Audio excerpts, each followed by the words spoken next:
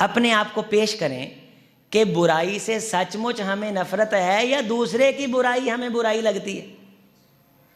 مجھے ایک دوست کہنے لگا، قاری صاحب میری جب شادی نہیں ہوئی تھی نا تو لوگوں کے بچے جب مسجد میں شرارت کرتے تھے تو مجھے برے لگتے تھے، اور میں یہ کہتا تھا کہ نمازیں خراب ہو رہی ہیں، اور جب میرے بچے ہو گئے نا تو نہ وہ مجھے برے لگتے تھے نہ میری نماز کبھی خراب ہوئی تھی۔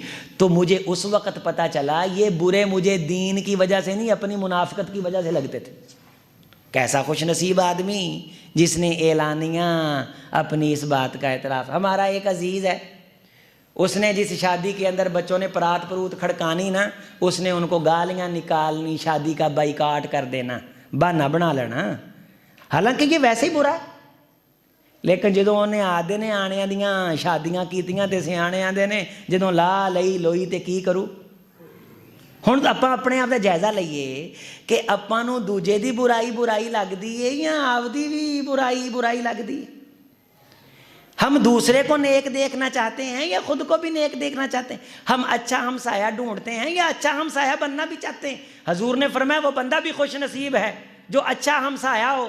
اگر میرا ہمسایہ اچھا نہیں تو میں اس کے لیے اچھا ہوں۔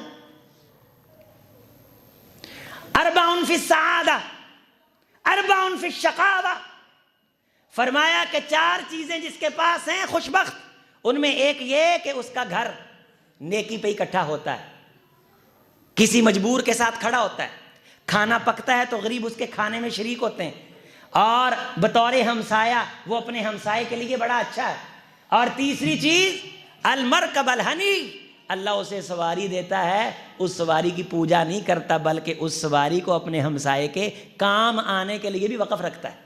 یہاں گاڑیوں کو ٹاکیاں مار کے نا دائیں بائیں سے چکر نکال کے اور رنگ لال پیلے ہو جاتے ہیں۔ مجھے ایک بار ایک بندہ کہنے لگا، حضور کدے گڈی دی ضرورت ہوئے تے دسیا جے، اللہ نے بے نیاز کر رکھا ہے، بے شمار گاڑیاں ہیں، اللہ کا کرم ہے، جو میرا دوست میرے ساتھ محبت کرتا ہے دروازے پہ گاڑی لا کے کھڑی کرتا ہے، میں اس گاڑی کو اپنی گاڑی سمجھتا ہوں۔ لیکن میں ویسے آپ کو بطور مثال ایک آخری بات بتا رہا ہوں، کبھی ضرورت ہو تو بتائیے۔